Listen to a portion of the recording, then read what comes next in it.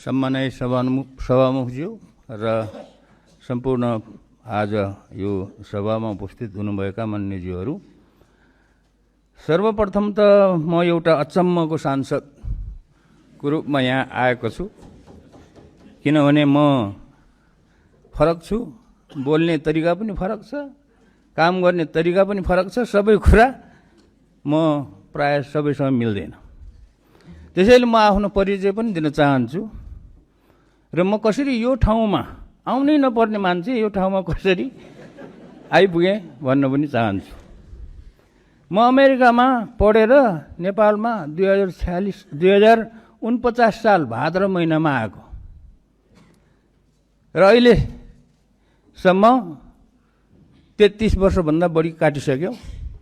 एउटा झोला बोकेर पूर्णकालीन समाजसेवीको रूपमा काम गरिरहेको छु र म चाहिँ राजनीति गर्ने राजनीतिज्ञ होइन। म समाजसेवी हुँ र सेवी नै रहनेछु। सदनमा मेरो भूमिका पक्ष विपक्ष भन्दाखेरि पनि निष्पक्ष हुनेछ।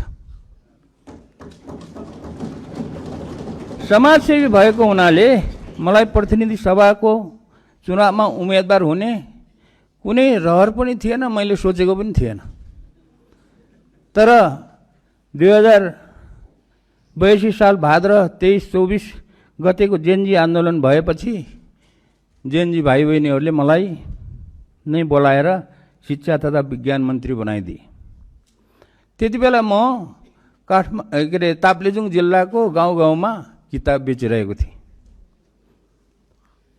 मेरो आफ्नो आत्मकथाको किताब बेचिरहेको थिएँ र 4 महिनासम्म मन्त्री भएँ। 4 महिनासम्म मन्त्रीको रूपमा काम गर्दाखेरि मैले शिक्षा क्षेत्रमा भएका अनेकौं समस्याहरू, चरम राजनीतिकरण र विकृतिहरू देखेँ।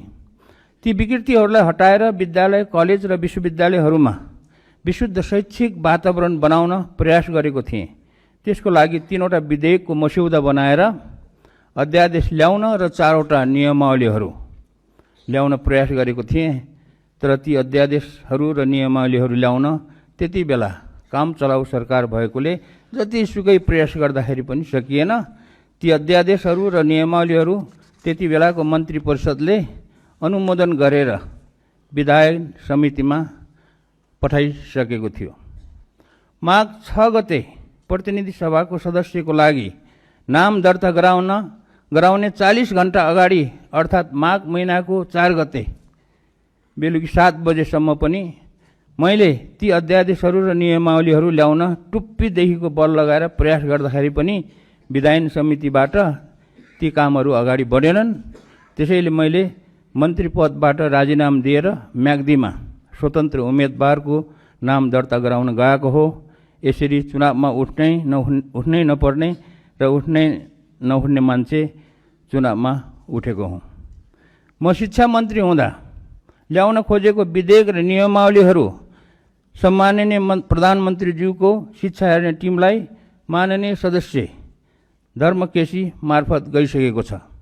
आज सदनमा उपस्थित हुनुभएका माननीय ज्यूहरूलाई छोटकरीमा भन्नुपर्दा ती विधेयक र नियमावलीहरू यस प्रकार थिए भनेर जानकारी दिन चाहन्छु।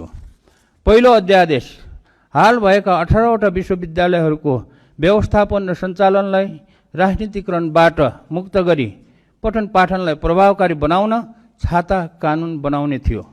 त्यसमा सम्पूर्ण विश्वविद्यालयहरूको कुलपति प्रधानमन्त्री हुने व्यवस्थालाई हटाएर योग्य र इमान्दार प्राज्ञिकहरूको समूहले विश्वविद्यालय सञ्चालन गर्ने भन्ने विधेयक थियो। विश्वविद्यालयलाई राजनीतिबाट मुक्त गर्न यो काम गर्नै पर्छ। दोस्रो अध्यादेश विश्वविद्यालयमा लेक्चरर, उपप्राध्यापक, सहप्राध्यापक र प्राध्यापकहरूको नियुक्तिमा भएको चरम राजनीतिकरणलाई हटाउन र योग्य व्यक्तिहरूलाई नियुक्त गर्न हाल प्रत्येक विश्वविद्यालयमा भएका 18वटा विश्वविद्यालय सेवा आयोगहरूलाई खारिज गरी लोकसेवा आयोग जस्तै एउटा मात्र सेवा आयोग गठन गर्ने भन्ने विधेयक थियो। तेस्रो अध्यादेश अर्थतन्त्र विकास गरेर नेपाललाई कागजमा मात्र होइन कि आर्थिक रूपमा नै एउटा समृद्धिशाली देश बनाउन र युवाहरूलाई स्वदेशमा नै रोजगारी सिर्जना गर्नको लागि विज्ञान, प्रविधि, व्यावहारिक अनुसन्धान र नवप्रवर्धनलाई उच्च प्राथमिकता दिने र प्रतिभाशाली र सृजनशील युवाहरूलाई देशमा नै राखेर उनीहरूको प्रतिभालाई उजागर गर्ने मौका दिनको लागि प्रधानमन्त्रीको नेतृत्वमा एउटा विज्ञान प्रविधि अनुसन्धान तथा नवप्रवर्तन कोषको निर्माण र सञ्चालन गर्ने भन्ने विधेयक थियो। यो विधेयकको बारेमा मैले विगत 20 वर्षमा बनेका धेरै सरकारहरूलाई गरेको विनम्र अनुरोध भालुलाई पुराण सुनाएको जस्तो भएको थियो। अहिलेको सरकारले पक्कै पनि यो कुरा सुन्छ होला भन्ने विश्वास छ। यो सारा नेपालीको अनुरोध हो, मेरो मात्र अनुरोध होइन। 4.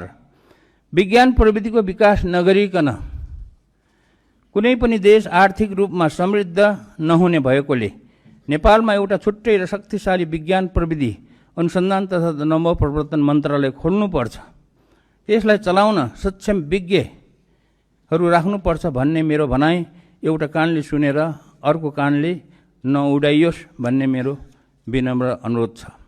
यो कुरा म आफू नै शिक्षा तथा विज्ञान मन्त्री हुँदा जोडतोडले उठाएको थिएँ, तर त्यति बेला सफल हुन सकिएन। 5. विद्यालय शिक्षा सञ्चालनको जिम्मा स्थानीय सरकारलाई दिएको हुनाले विद्यालय शिक्षामा धेरै विकृतिहरू जन्मेका रहेछन्। यो कुरालाई ध्यानमा राखेर शिक्षा नियमावलीमा धेरै नै सुधार गर्नुपर्ने छ र सो कुरा मैले प्रयास गरेको हो, तर भएन। जस्तै उदाहरणको लागि विद्यालय व्यवस्थापन समितिको गठनमा राजनैतिक हस्तक्षेप हटाउने, योग्य प्रधानाध्यापकको नियुक्ति गर्ने, शिक्षकहरूको सरुवामा राजनीतिक प्रभाव हटाउने र दरबन्दी शिक्षकहरूको दरबन्दी बढाउने जस्ता। ल म सकिहालेँ, यति समापन गर्नुहोस्। म 1 मिनट दिनुहोस्। र 6 नम्बरमा यो सिटिभिटीलाई पुनर्संरचना गरी त्यहाँबाट पनि राजनीतिकरण नहटाएसम्म र नयाँ सिस्टम नबसालेसम्म त्यहाँबाट विद्यार्थीहरूले सिपमूलक प्राविधिक शिक्षा प्राप्त गर्न नसक्ने कुरा प्रष्ट पार्न चाहन्छु। अहिले त्यहाँ अधिकांश सैद्धान्तिक पढाइ मात्र हुने गरेको छ। त्यसको लागि मैले शिक्षा मन्त्रीको रूपमा चालेको कदमहरू पुरा भएनन्। अहिलेको छोटो समयमा सबै कुरा राख्न सकिन। ती गर्नै पर्ने सबै कुराहरू बेला बखतमा भन्दै गरौँला। अन्तमा राष्ट्रिय स्वतन्त्र पार्टीका सम्पूर्ण युवा भाइ बहिनीहरूलाई नेपालको इतिहासबाट एउटा अत्यन्तै महत्त्वपूर्ण पाठ सिक्नुहोस् भन्ने अनुरोध गर्न चाहन्छु। इतिहास यस प्रकार छ। नेपालीहरूलाई राजनीतिक स्वतन्त्र दिलाई नेपाललाई विश्वमा चिनिने गरेर एउटा समृद्धिशाली देश बनाउनको लागि विक्रम सम्वत 2070 सालको क्रान्ति, 2015 सालको संसदीय निर्वाचन, 2046 सालको वृहत जनआन्दोलन र 2063 सालको दोस्रो आन्दोलन शहीद मधेस आन्दोलन भएको थियो। ती आन्दोलनहरूले जनतालाई राजनीतिक अधिकार पनि दिलाएकै हो।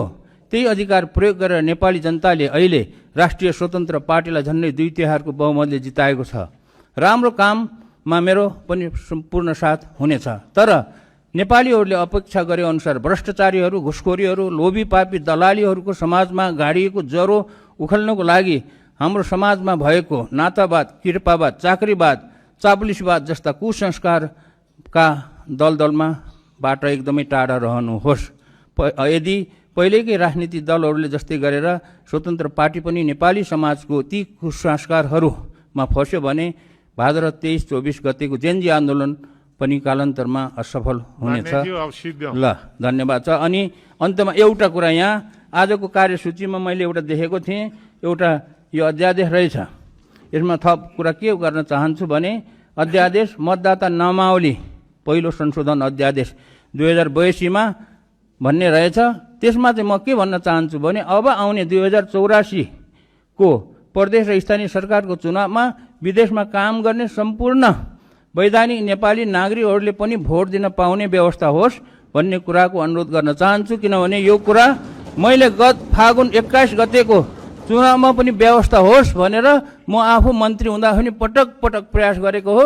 त्यो हुन सकेन। र धन्यवाद छ।